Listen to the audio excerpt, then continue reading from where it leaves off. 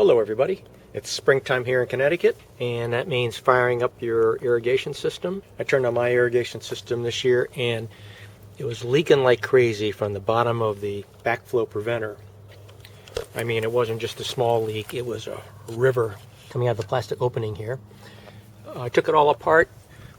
All the gaskets look good, the diaphragm looks good. Could not find anything wrong with it at all. Put it all back together again, no change. And then it dawned on me that when I took it all apart last year, I had all the parts out, cleaned everything up, drained all the water out of it, and threw it back together again. And believe it or not, the spring that's in this check valve and the spring that's in this check valve are not the same.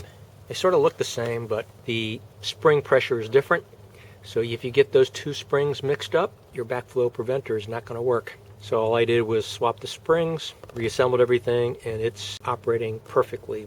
Before you go and replace a bunch of expensive parts, the parts for this thing are really expensive, and a new valve's even worse. But before you go do that, make sure you've got the springs in the right spot. Thanks for watching. If you found this video helpful or informative, give me a like, thumbs up, and subscribe to my channel.